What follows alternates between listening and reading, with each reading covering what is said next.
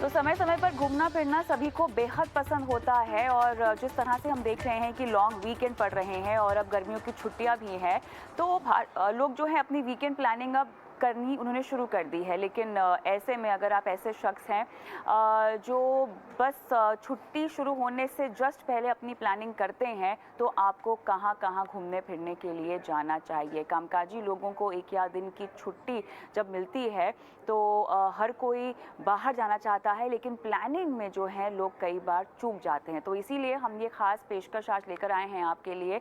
Lokendra Saini CEO इस माई trip हमारे साथ जुड़ गए हैं, अर्चना सिंह फाउंडर ट्रैवल्सी राइट हमारे साथ जुड़ गई हैं। आप दोनों का स्वागत है इस खास पेशकश में। तो कम समय में बेहतर से बेहतर प्लानिंग कराएंगे हम हमारे दर्शकों की। और अर्चना, फिलहाल कहाँ कहाँ घूम कर आई हैं आप, और गर्मियों की छुट्टियों के लिए कहाँ कहाँ जाने की आप सलाह देंगी दर्शकों को? शुरुआत में इसी से करना चाहती हूँ, सस्ते और अच्छे ट्रिप बताइएगा, आप महंगे ट्रिप भी करती हैं। बिल्कुल। सबसे पहले तो आपने जैसे सवाल पूछा कि मैं कहाँ से घूम के आई हूँ, तो एक बहुत ही खूबसूरत जगह पे मैं गई हूँ, बाल्कन्स, जो कि यूरोप का सदर्न और ईस्टर्न पार्ट अगर आप ले लो उस तरफ पड़ जाता है। तो वो यूरोप के हिसाब से काफ़ी सस्ता पड़ता है वहाँ पर घूमने के लिए, जैसे बोस्निया हो गया, मॉन्टेनेग्रो हो गया, क्रोएशिया हो गया। तो वहाँ पे अगर आपके पास शेंजन वीज़ा है तो कोई प्रॉब्लम ही नहीं होती और आराम से मतलब पर पर्सन आप 1 हफ्ते की छुट्टियाँ वहाँ पर 70,000 में आराम से बिता सकते हो। खाना बहुत सस्ता है, होटल्स काफ़ी सस्ते हैं, ट्रांसपोर्टेशन भी उतना महँगा नहीं है। तो अगर आप यूरोप देखते हैं और अगर आपके पास 7 दिन का टाइम है, तो I would highly, highly recommend you कि जो ये फॉर्मर यूगोस्लाविया था, जिसमें आपका Croatia, Montenegro, Bosnia, Albania, Macedonia, ये सारी जो जगह आती हैं, ये बेइंतहा खूबसूरत है।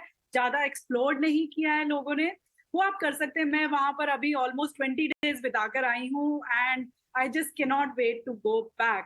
और अगर आप जानना चाहें कि और कहाँ जा सकते हैं, तो मैं शुरुआत यही करूँगी, अगर आप अपने आस-पास देखना चाहते हो, तो थाईलैंड हमारा सबका फ़ेवरेट है, तो वो आई थिंक इंटरनेशनल ट्रिप में वो सबसे सस्ता पड़ता है, क्योंकि अगर आप सपोज़ आप 3 नाइट्स के लिए जाना चाहो, फूकेत जाना चाहो, डायरेक्ट फ्लाइट्स भी हो गई हैं वहाँ पर, तो 20,000 में आराम से आप थाईलैंड घूम सकते हो अगर आप वहाँ पर जा रहे हो। उसी तरीके से अगर आप वियतनाम जाना चाहो और आप अगर हैनोई और हो ची मिन्ह करना चाहो, तो वो भी आपका अराउंड 20,000 में हो सकता है, अगर आप बिल्कुल बजट से कर रहे हो। मैं फ्लाइट्स का कॉस्ट इंक्लूड नहीं कर रही हूँ, मैं सिर्फ अभी होटल और जो एक्टिविटीज़ वगैरह में जो आप कर सकते हो। तो ये दोनों कंट्री आपकी सबसे सस्ती पड़ती हैं इंटरनेशनल में। उसके बाद आप जैसे नेपाल जा सकते हो, काठमांडू, पोखरा, वहाँ पर बहुत सारे माउंटेन्स हैं जो आप एक्सप्लोर कर सकते हो। गर्मियों में माउंटेन्स में जाने का सबका मन करता है, तो वहाँ पर अराउंड 34,000-35,000 में आप नेपाल बड़े अच्छे से घूम सकते हो, अच्छे होटल्स में रह सकते हो। उसी तरीके से अगर आप श्रीलंका जाते हो, श्रीलंका भी अभी मतलब काफ़ी फेमस हो रहा है और मेरा एक्चुअली अगला ट्रिप श्रीलंका ही है, जहाँ पर मैं जा रही हूँ। तो वहाँ पर थोड़ा-सा अगर आप अच्छी प्रॉपर्टीज़ में रहते हो और 3-4 जगह कवर करते हो, जैसे कि कैंडी, बेंटोटा, कोलंबो वगैरह 5 डेज़ में, तो अराउंड 50,000 पड़ जाता है। तो डिपेंडिंग अपॉन योर बजट 30,000 से लेके 70,000 तक आप इंटरनेशनल ट्रिप कर सकते हो। और इंडिया के ट्रिप्स के बारे में मैं आपको आगे बताती इंडिया की टिप्स के बारे में हम आगे बात करेंगे, लेकिन 30 से 70 हज़ार मेरे ख्याल से ये तो बहुत बढ़िया रेंज है। अगर आप लास्ट मिनट भी प्लानिंग कर लें तब भी अगर हमको इस रेंज में घूमने फिरने का मौका मिल जाता है तब तो नॉट बैड। लेकिन लोकेंद्र, अब यहाँ पर और क्या आप बातें बताना चाहेंगे? कहाँ कहाँ पर आप लोगों को भेजने की तैयारी कर रहे हैं, या कौन कौन सी डेस्टिनेशंस की मांग लोग कर रहे हैं आपके पोर्टल पर? जी बिल्कुल, हमारे यहाँ पर पोर्टल में इस बार डिमांड बहुत ज़्यादा लॉन्ग हॉल डेस्टिनेशंस की आई है। तो लॉन्ग हॉल का मतलब ये है कि जो डेस्टिनेशंस थोड़ा सा इंडिया से दूर हैं, जिसमें आपको 7 से 8 घंटे फ्लाइट में जर्नी करने के बाद पहुंचना पड़ता है। तो ऑस्ट्रेलिया उसमें एक बहुत अच्छी डेस्टिनेशन है, जिसमें हम बहुत ज़्यादा बुकिंग इस बार होते हुए देख रहे हैं। न्यूजीलैंड एक बहुत न्यूली फाउंड डेस्टिनेशन, जहाँ पे लोग बहुत प्रोएक्टिवली जा रहे हैं। डेस्टिनेशन बहुत पहले भी थी, बट वो काफी ज्यादा लोग उसको ऑप्ट नहीं करते थे, बिकॉज उसके लिए आपको एटलीस्ट 10 to 15 डेज का टाइम चाहिए जाने के लिए। तो न्यूजीलैंड और ऑस्ट्रेलिया बहुत ज्यादा इस बार हो रहा है। इजिप्ट इज अनदर डेस्टिनेशन जो बहुत लोग, बिकॉज ऑफ पिरामिड्स एंड उसकी the historical value it has, उसकी वजह से बहुत लोग जा रहे हैं। यूरोप, जैसा कि अभी बोला हर तरीके से ही एक value for money international trip होती है, क्योंकि एक शेंगन वीजा के अंदर आप लगभग बहुत सारे कंट्रीज घूम सकते हैं, और 7 से 8 या 10 दिन की ट्रिप के अंदर आप 2 से 3 कंट्रीज पूरा कवर कर सकते हैं। तो इन सब को देखते हुए इंटरनेशनल डेस्टिनेशंस तो बहुत सारी खुल गई हैं। सिंगापुर एक बहुत इंटरेस्टिंग डेस्टिनेशन है, जो एक फैमिली के लिए इसलिए बहुत अच्छी है क्योंकि वहां पर एक्टिविटीज एंडलेस हैं। आप बहुत कुछ कर सकते हैं, और प्लस अगर किसी को एक बहुत लो बजट पे क्रूज भी एंजॉय करना है, तो सिंगापुर क्रूज एक बहुत अच्छा ऑप्शन उनके लिए हो सकता है। स्टार्टिंग फ्रॉम 40-50,000 पर पर्सन 3 नाइट्स के लिए एक क्रूज भी बहुत अच्छा ऑप्शन है जो ट्राई कर सकते हैं। चलिए, तो आप दोनों ने जो है अपनी डेस्टिनेशन जो रिमांड में है वो बता दी है, लेकिन अब थोड़ा सा हम कंज्यूमर और ग्राहकों के वाइज समझते हैं, क्योंकि अर्चना अब गर्मियों की भी छुट्टियां पड़ रही हैं, तो लोग अपने बच्चों के साथ भी शायद घूमना फिरना पसंद करेंगे। अब फैमिली के साथ जो जाते हैं उनके लिए कौन कौन सी डेस्टिनेशंस है और किस तरह के ट्रिप्स हैं जो आप रेकमेंड करेंगे? देखिए, फैमिली के साथ ना रोड ट्रिप का बड़ा ही अलग मजा होता है। अगर आप सपोज 4 लोगों के फैमिली है या फिर ज्यादा है, तो आप एक गाड़ी में जाते हो, तो उसका इसलिए मजा आता है कि आप कहीं पर भी रुक सकते हो। रोड ट्रिप्स का मजा ये, कहीं पर भी रुक के आप चाय पी रहे हो, आप फ्रूट खा रहे हो, कुछ भी खा रहे हो, तो वो सारी बॉन्डिंग होती है फैमिली के साथ। तो I am huge supporter of road trips. तो रोड ट्रिप्स अगर आप आसपास लगाओ, अभी जैसे उत्तराखंड हो या फिर नॉर्थ ईस्ट हो, कहीं पर भी बहुत अच्छी सड़कें बन गई हैं। जैसे उत्तराखंड में कनाताल एक जगह है जो मेरी बेहद फेवरेट जगह है, कि कनाताल आप जा सकते हो, सड़क बेइंतहा अच्छी हो गई है अभी वहां पर। और वहां पर बहुत अच्छी अच्छी प्रॉपर्टीज हैं, जहां पे आप पूरे के पूरे जैसे विला आप ले सकते हो, रेंट आउट कर सकते हो। या फिर अगर काफी बजट वहां पर प्रॉपर्टीज भी आ गई हैं, तो सपोज अगर आप 4 दिन के लिए भी आप जाना चाहो, 4 या 5 दिन के लिए भी आप जाना चाहो, तो आप उसमें कनाताल में लगा सकते हो 2 रात। एक रात आप ऋषिकेश में लगा सकते हो, एक रात आप मसूरी में लगा सकते हो। तो आप टोटल 4-5 डेज में आप बड़े अच्छे से घूम के आ सकते हो, जहाँ पे आप अपने बच्चों को ना डिफरेंट टाइप के डेस्टिनेशन दिखा सकते हो।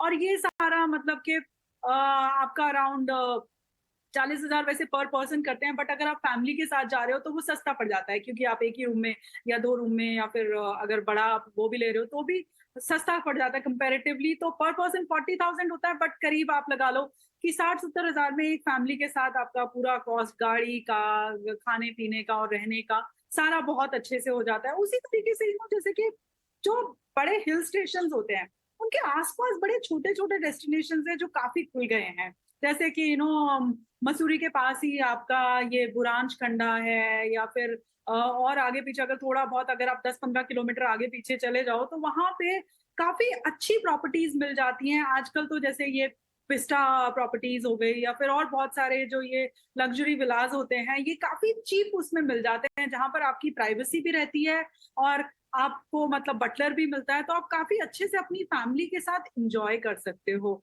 तो मुझे उत्तराखंड बहुत पसंद है, क्योंकि वहां पर आजकल सड़कें वगैरह काफी अच्छी हो गई हैं। बट अगर आपसे ईस्ट की तरफ जाते हो, तो उड़ीसा एक डेस्टिनेशन ऐसा है जो मुझे लगता है कि काफी उतना एक्सप्लोर्ड नहीं है, सिर्फ शायद ईस्ट के लोग ही ज्यादा करते हैं। बट जैसे कि वहां पर ना अभी बारिश भी शुरू होने वाली है, तो मौसम जो होता है ना काफी अच्छा हो जाता है, सुहावना हो जाता है।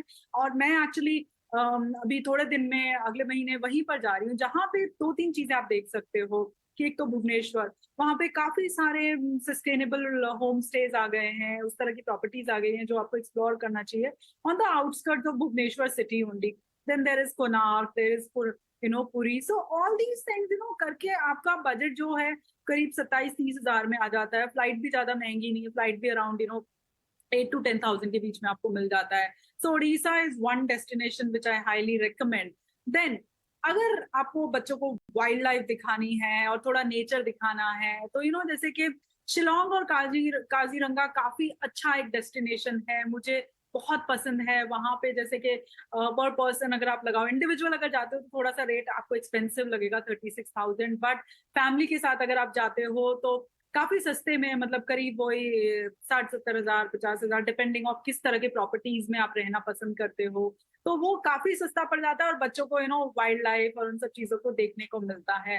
बाकी आपका साउथ में तो है ही, केरला में अभी जब थोड़े टाइम में जब मानसून शुरू हो जाएगा तो केरला बहुत खूबसूरत लगता है। तो उस टाइम जैसे कि मुन्नार या फिर बैक वाटर्स वगैरह या even Kochi, for that matter, उनकी खूबसूरती देखने लायक ही होती है। मतलब ज्यादातर लोग वहाँ विंटर्स में जाते हैं, बट मैं हमेशा प्रपोज करती हूँ कि आपको ऑफ पीक सीजन में जाना चाहिए। एक तो बिल्कुल। प्रॉपर्टीज बहुत सस्ती मिलती हैं और दूसरा आपको रेट्स बहुत अच्छे मिलते हैं और एक नहीं, ये तो अलग ही आपने बिल्कुल ये तो आपने ऐसा मंत्र बता दिया है जिसको अगर लोग फॉलो करें तो शायद किसी लॉन्ग वीकेंड या गर्मियों की छुट्टियों का इंतजार नहीं करना पड़ेगा, लेकिन उसके लिए प्लानिंग की ज़रूरत होती है। बहरहाल लोकेंद्र, आपसे मैं समझना चाहूँगी, बहुत सारी जगह तो यहाँ बता दी जो फैमिली के साथ जाया जा सकता है अर्चना ने, लेकिन आपसे मुझे समझना है कि कितने महंगे हो गए हैं ट्रिप्स अगर इन्हीं जगहों को हम पकड़ कर चले जो अर्चना ने हाईलाइट किए या जो आपने पहले हाईलाइट किए हैं। फैमिली समेत हमें जाना हो तो पिछले साल के मुकाबले अभी की तस्वीर मुझे कंपेयर करनी हो तो ट्रैवल कितना महंगा हो गया है, वहाँ पर स्टे कितना महंगा हो गया है, कोई अगर एडवेंचरस एक्टिविटीज़ करना चाहते हैं तो कितनी कीमतें बढ़ गई हैं? देखिए, कीमतें तो डेफिनेटली 20 से 30% बढ़ गई हैं पिछले साल के कंपैरिजन में।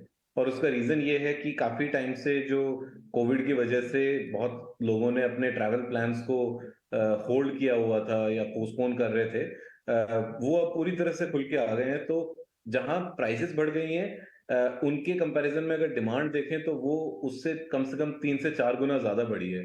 अगर मैं आपको कंपेयर करके बताऊं कि लास्ट लेबर डे वीकेंड में जो हमें सेल हुई थी, वो इस बार वो सेल लगभग 35% ज्यादा है।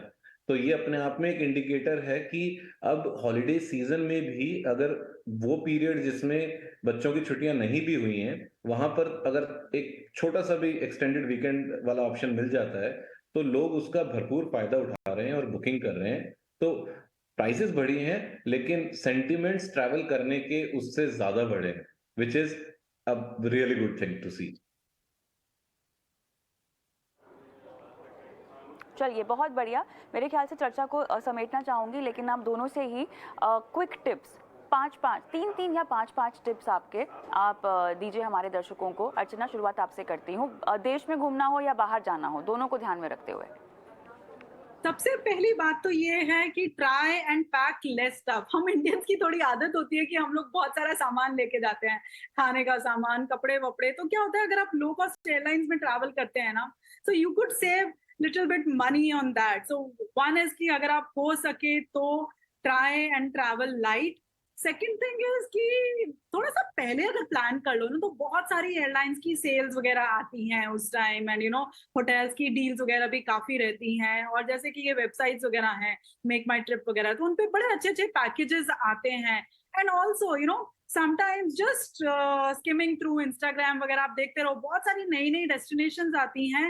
And try and keep your eyes and years open for new destinations, because क्या है ना, बहुत सारे जो पॉपुलर डेस्टिनेशन है वहां पर ओवर टूरिज्म का बहुत ज्यादा इशू हो गया है। तो आपको वहां जाके मतलब महंगे रेट्स भी मिलेंगे, प्रॉपर्टी भी नहीं अच्छी मिलेंगी। तो चौथा नंबर तो पॉइंट मैं ये बोलूंगी कि try and explore the unexplored places. And fifth ये है कि try and work with the local communities as much as possible. उनको थोड़ा सा बिजनेस दो, होम स्टेज में रुको या फिर लोकल गाइड्स को रखो। तो इस तरह से क्या होगा कि आपके ट्रैवल से ना सिर्फ बड़ी कंपनियों को फायदा होगा, बट के जो छोटे लोग हैं जिनकी लाइफ ही पूरी उस पर लगी हुई है, उनको भी फायदा होगा। तो मेरी तरफ से तो ये 5 टिप्स हैं, by how travel can be beneficial to you as well as the people who are involved in travel. बिल्कुल। लोकेंद्र, आप क्या टिप्स देना चाहेंगे? जी, मेरा सबसे पहला टिप ये है कि थोड़ा सा एडवांस में प्लान करें। ट्रैवल के लिए कम से कम 30 से 60 दिन पहले अपनी प्लानिंग करें, चाहे वो इंटरनेशनल हो या डोमेस्टिक, क्योंकि उससे आपको ऑप्शंस बहुत ज्यादा मिलेंगे और प्राइसेस भी थोड़ी सी बेटर मिलेंगी, नंबर 1। नंबर 2, बहुत बार ये देखा गया है कि होटल्स में केवल 5 स्टार को बेस्ट मान के हम लोग बुकिंग कर लेते हैं। उसकी वजह से कभी कभी हमारा बजट थोड़ा ओवरशूट हो जाता है। लेकिन जिस तरह से अब प्रॉपर्टीज आ गई हैं, हमें ऑल्टरनेट अकोमोडेशन भी ट्राई करना चाहिए, जैसे कि होम स्टेज या विला या रिजॉर्ट्स। वो भी एक बहुत अच्छे ऑप्शन हो सकते हैं और आपके बजट में काफी आपको सपोर्ट कर सकते हैं।